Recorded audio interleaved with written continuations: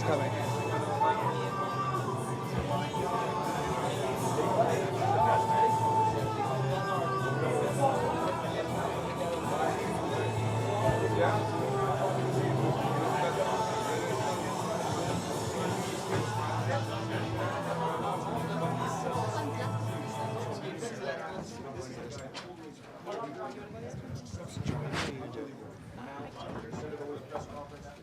Bill, do you want to one of us go downstairs? Just get Ariel for the first question.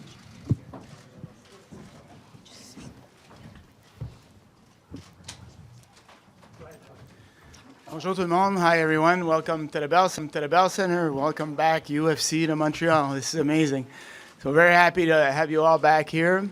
On est très privilégié d'avoir le UFC 158. Je ne peux pas savoir ce que ça fait comme retomber sur Montréal, comme dynamisme pour la ville, comme rayonnement. On est super fiers.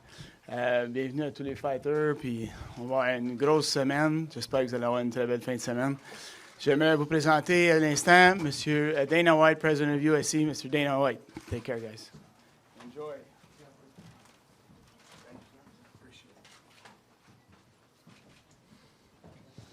Good afternoon, everybody. Thanks for coming. We're obviously very excited to be back here. Before we get into this press conference, I have one announcement to make. We're proud and happy to announce that we have just continued our partnership with Harley-Davidson Motorcycle. We just did a long-term deal with these guys. And to celebrate Harley's 110th anniversary over Labor Day weekend, UFC will be going to Harley's hometown. We'll be going to Harley's hometown for the Hometown Throwdown 2013. We'll be at the Bradley Center in Milwaukee on Saturday, August 31st. Who's got the first question? Raise your hand. They'll bring you a microphone. Question for Nick, right over here. To your left, right. Going to ask you why you weren't here yesterday and what happened and whose fault was it? There you go. Thanks, Dana. I know you, man. Appreciate it.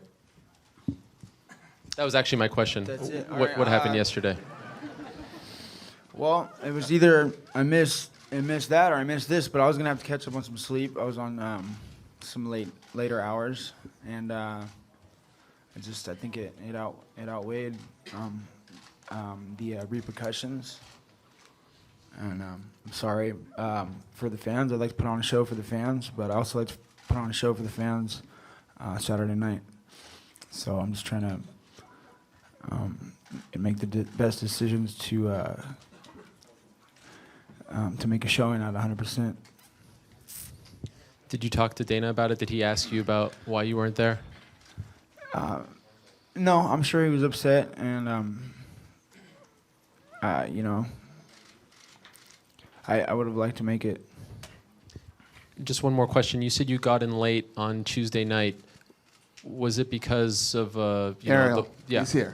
Okay, I'm just He's here. He's here now. All right. You got any questions about the fight? Obviously, it was a big story. Yeah, he's here. You spoke about it. He's it's, here it's a now. part of the story. I understand. What's part of what story? Of this fight. A lot of people are interested in watching this press conference to see if Nick was going to show up because he wasn't there yesterday. So we would. He's just wanted here to know today, and I guarantee That you is he'll great. be there tomorrow at the weigh-ins, and I guarantee you he will be there Saturday. No one's doubting that, but just wanted to Okay. get the reason You why. want to antagonize him. You want to No, aggravate him and get him pissed off. That absolutely not. Totally the truth. That's Asking why a I question. knew what your question was right when I called it, right when you picked up the microphone. You never even ask questions first. You usually hang back and wait. Ooh, you Right. had to get that Wow. first question. You knew what you wanted to God ask him. forbid You I want to would piss ask- him off and I would aggravate ask. him. Would you have any questions about the fight? Not right now. Okay. Next, please. David from Hammer MMA. This is a question for Dana and for Nick. Dana, in an interview yesterday, you said that if Nick does win the title, you'll have to have a come to Jesus meeting with him. What do you mean by that? And Nick, how do you feel if you do win the title, your organization doesn't necessarily trust you to be the champion of it? Well, the come to Jesus means, you know, I've been saying about Nick Diaz forever. If Nick Diaz would play the game just this much, you know, there's a lot of things we don't like to do.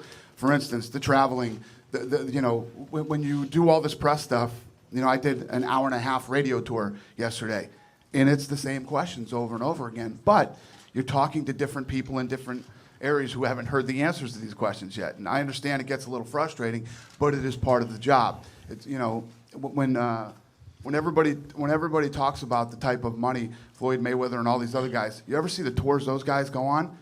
their city-to-city nonstop tours throughout the entire country. I mean, those guys work hard too. It's part of our gig. It's part of our deal. And Nick, your response? Like, how do you feel about not necessarily being trusted to be a champion of the organization? You know, I would like to put off the best image I could if I was given the opportunity. To be honest with you, I think a lot of times, you know, they just, you know, they're pretty much making me out to be the evil villain. I fit the description as the evil villain. I think George, he you know, fits the description as a good guy, especially you know. But you know, you look at my poster. You know, I mean, no offense, but you guys had plenty of time to switch the poster. That poster's like the picture of me is like from years ago.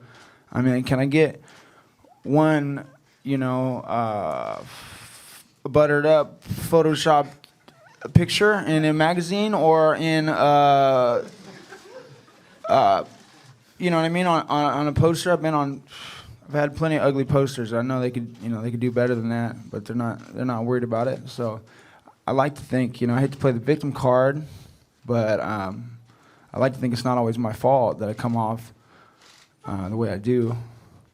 I just you know, and you know, who knows how I'm gonna act or you know how they're gonna feel about it later. But there's one thing for sure, like I might not always be able to fight for money or fight for my money, but I'll always fight for my dignity. And so, you know, people are going to have to make do with that. UFC is going to have to make do with that if they want to see me fight or if they want to have me fighting. Thanks, Nick. Thanks, Dana. Yep. Yeah, here. On your left. Nick, first question for you. Do you feel like the UFC pictures you as the villain? And does it bother you? Does it piss you off? Sure, yeah, you know, and, you know, they like to make me look like the bad guy. George likes to say I remind him of George likes to say I remind him of the bullies that picked on him growing up or they had to deal with. You know, I'm gonna say like, how many times you had a gun to your head, George? How many times someone put a gun to your head? How many of your best friends been shot through the chest with a .45? Or how many of your best friends been stomped, put to sleep into a coma? And you know, we all had to deal with these things in life. Should I go? I mean, how many kids put gum in your hair growing up? Like, should I go further back? I mean, we have to deal with these things. You know, it's hard times for everybody, and a lot of times that's what makes us fighters. And if it wasn't for that, I hate everybody pulling the bully card. All bullies, I hate bullies. You know, I doubt he was ever a hopeless person. And you know, if it wasn't for what I went through, who knows if I would have made it in life? Who knows if I'd be who I am today?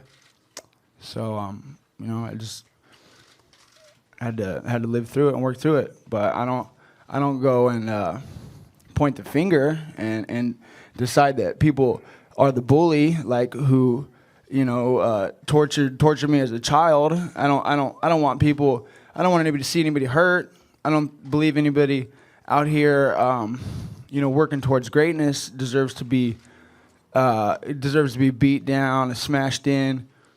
I just don't. That's not how you know.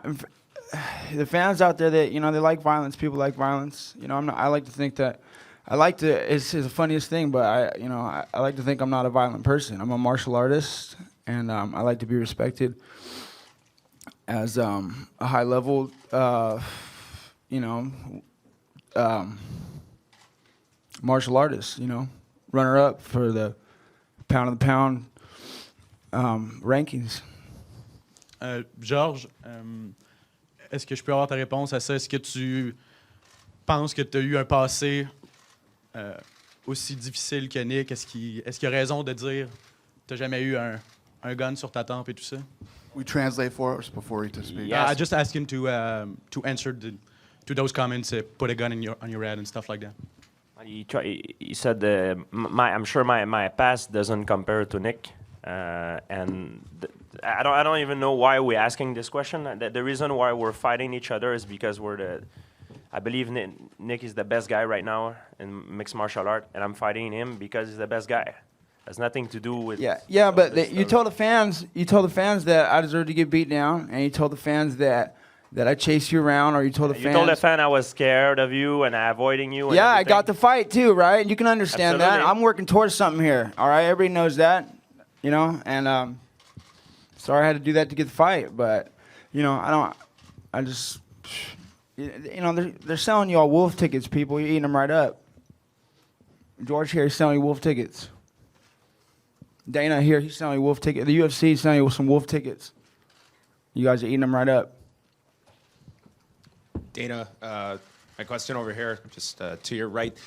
With Nick Diaz, I mean, it's a bit of a catch-22 in that, you know, because of this unpredictable nature, I mean, we, the media, I mean, can't get enough of it, obviously. Right. And you get moments like last week with the conference call and with the open workout yesterday, and I feel that, you know, if Nick simply was on the call, answering questions politely, showed up to hit pads, there's a heightened interest in this fight because of this unpredictable nature. Is this all bad in your opinion? That, you know, dealing with all these problems, I know must create headaches, but there's a big benefit to all it. the stuff that leads up to this thing, all the selling of wolf tickets, and all the things that happen leading up to this fight, there's going to be a fight on Saturday night. You know what I mean? These two are going to fight on Saturday night, and I agree. They are two of the best. You know, he's the champion, has been for years. Nick Diaz has been around for a long time. And listen, all the stuff that Nick Diaz says and does, one thing that he does do, when he goes in and fights, he fights. So that's what this is all about. It's all about a fight on Saturday night. And we're almost there. This is almost over. These two will fight on Saturday. Right. Thank you. I think Nick wanted to say something. I just want to say, like, for you know, for the fans, you know, they like to say, like, I'm not, you know, I don't deserve to be here. I didn't beat nobody, top ranked, top fighters, top level fighters. I'll tell you what, bro. You know, I was out there, I was fighting all the hitters, bro. You ain't fought no hitters. I was out there, I was fighting hitters the whole time. I'm the one that's risking brain damage, getting smashed out. You know, these guys are coming out trying to wrestle you out, and you take these punches, then you start quitting early. You know, I say Jake Shields won the fight. I think Carlos, he won the fight too. You know, the way that right now, today, mixed martial arts works, the way the scoring works, the way it's geared towards wrestling, I don't think it's right for martial arts, for mixed martial arts. I think that it nullifies the action. We want to see a lot of jiu-jitsu. We want to see transitions. We want to see movement. If you can hold people in the elbow, just like I've always said, you know, I'm going to have to create the same amount of space to punch down on you as a guy on bottom is going to need to make it back to his feet. But you know, we're holding people, rubbing them out with elbows the whole time, and so that's action. So the ref's not going to stand it up. People should be called for stalling. They should be point deducted for stalling or holding. The guy should be yelling action. I think that should just be added in. This is just my opinions as a martial artist. I think it's plain to see for you know, anybody else that's at this level of martial arts, including these guys who you know, I'm sure agree with it, but they like the game the way it is because it works for them. You know, they would love to ignore it and not talk about it. The strong guy on steroids would love to ignore it. You know, and he wants to go in there and avoid the fight and hold on and get the takedown and win the round. I'd love a 10-minute round. See who could work through a 10-minute round.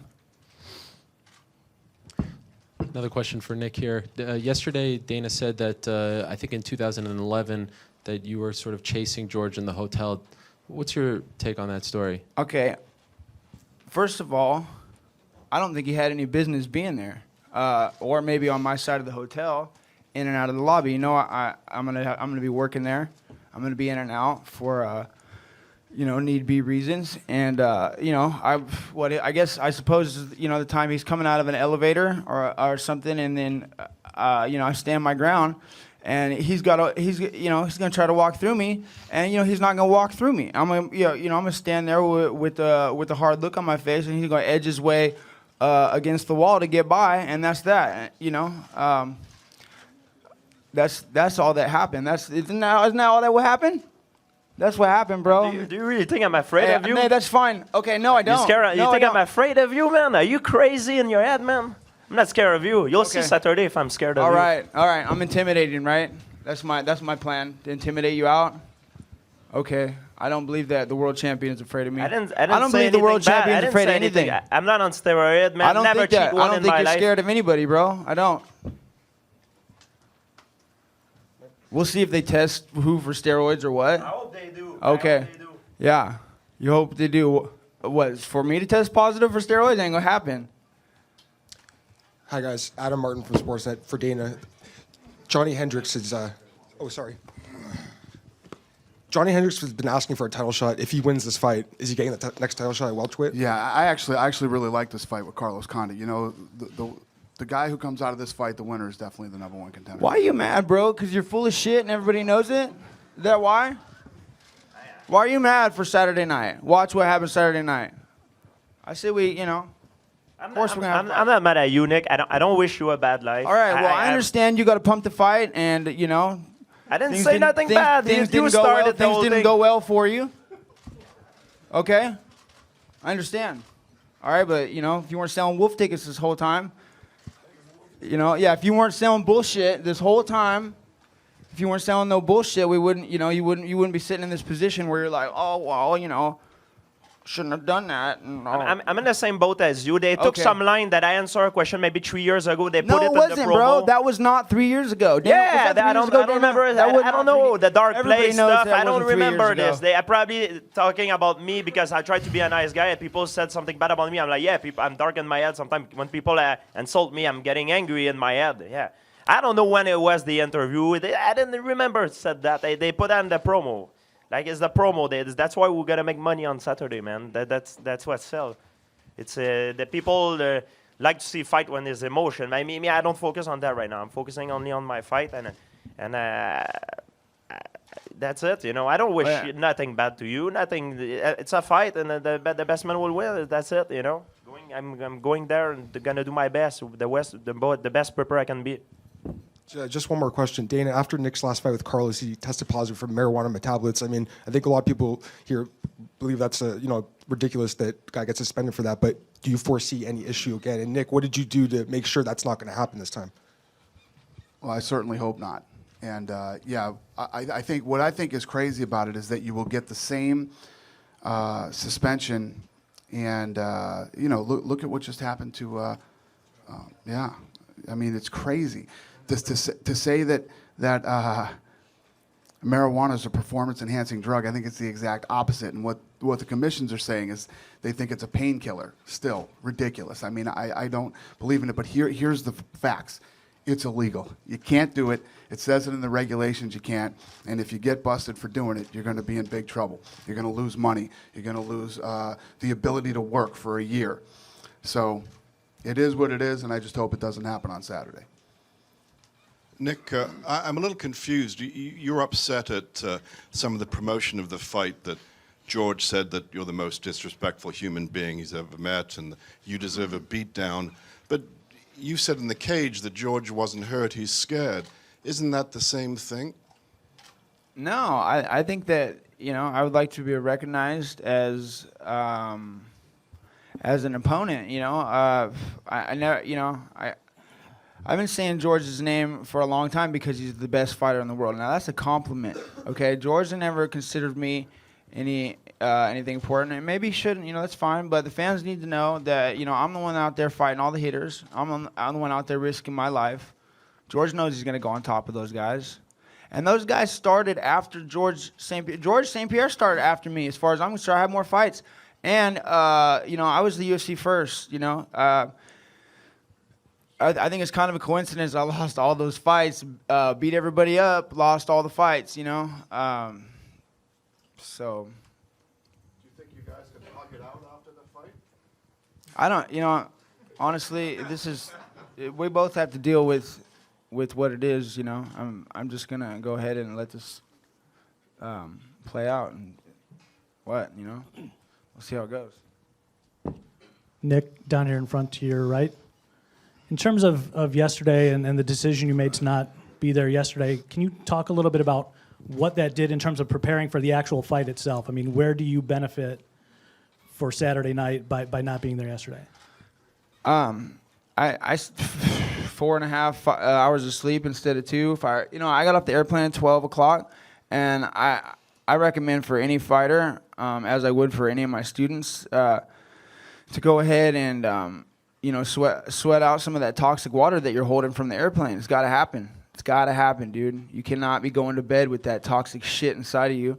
When you have a fight next couple of days, I'm gonna catch up on some sleep. I was gonna do it the first night. I'm gonna miss this press conference. I'm here. I'm well rested. That's why I'm here. I like to think I'm here at my best today, and I think that was more important than an open workout. I've given a lot of open workouts, and like I said, I apologize for the fans that they missed out on that excursion. So as far as you're concerned, you wouldn't have been able to be the best version of yourself on Saturday night had you been there yesterday. I just felt a lot better about getting my workout after I got off the airplane and catching up on some sleep as soon as I got here. I've had to train hard, work hard, and I had to pick a day to get some rest, and I got in here at 12 o'clock at night. George lives here, and he's trying to say it's unfair, and it's not fair that he had to do it. And I'm like, you live here, bro, and you got to do an open workout. I would have liked to do an open workout. I would have liked to do that. So, I'm sorry I didn't make it. And then real quick for Johnny. Obviously, you had some criticism, so to speak, of not being able to have this title shot. Now that this week is here, can you kind of expand a little bit upon that? And either you're over it and you're ready for the fight that you do have, or are you still a little aggravated? And especially now that you're sitting next to the guy that got the shot instead of you. No, he did what he had to do to get the fight, right? If I overlook Carlos Condit, he's going to beat my ass. You know what I mean? So my whole focus is on Carlos Condit, nothing else. If I get a win, then I'll start campaigning for something else. Does it give you some measure of satisfaction to hear Dana say, winner of this fight will get the next one? For sure. The next title shot? For sure. Yeah, that's definitely, and that's what I was hoping for.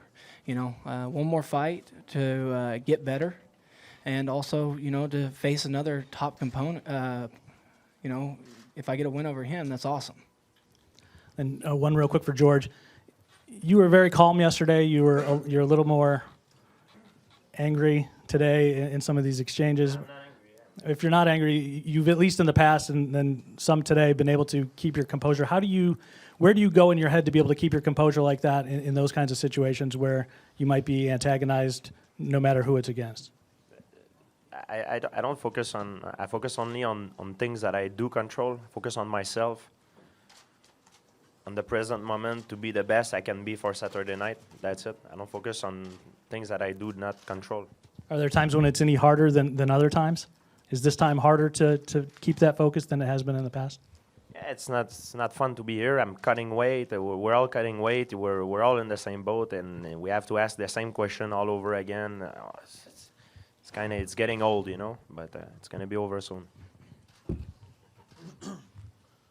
Yeah. Georges, à gauche. J'ai besoin d'une réponse en français. Je veux savoir comment tu te sens présentement de voir Nick pour la première fois face à face depuis l'appel conférence, tout ce qui se passe. Qu'est-ce que ça te fait de le voir juste à côté de toi et de devoir te chicaner publiquement avec lui? Comment tu te sens là-dedans?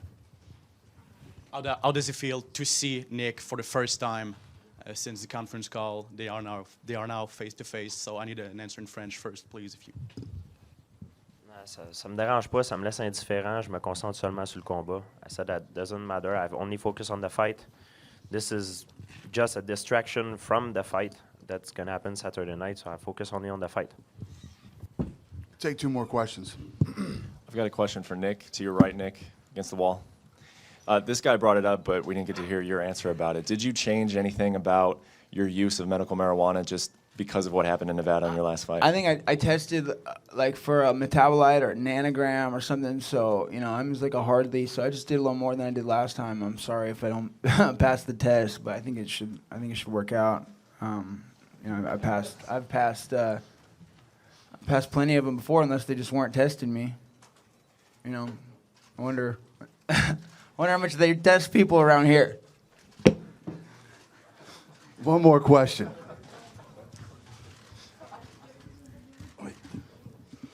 One question for you, Nick. Knowing your history of missing appointments like this, like you've done it before, do you think your explanation will do it for the people here in Montreal for what you did yesterday? I doubt it. I don't know. I don't think so. I don't think not everybody's going to tune into this. Well, but I think a lot more people may hear about these topics like right when they happen, and I'm a no-show again and again. It's hard for me to show up in the middle of training, go back and forth from putting a good image or something, and then coming off like a madman in the middle of training when I should be in the middle of training. It's hard for me to deal with. That press conference that I had last time, nobody considered what I was going through in my training camp. I wasn't, I don't think I was working well with my team. I was having a lot of personal issues that I was going through, and I assure you that if I could have helped it, that I would have made it to the press conference. I didn't even have my passport. I couldn't have gone to Montreal, that's for sure. And so I apologize that I'm such a no-show, and I've showed up to every fight. I never walked away from any fights that that were less than 2 people, or that was. All right, we're going to rip this stuff out of here. I'll square these guys off for photo ops. Thank you very much for coming today. We appreciate it.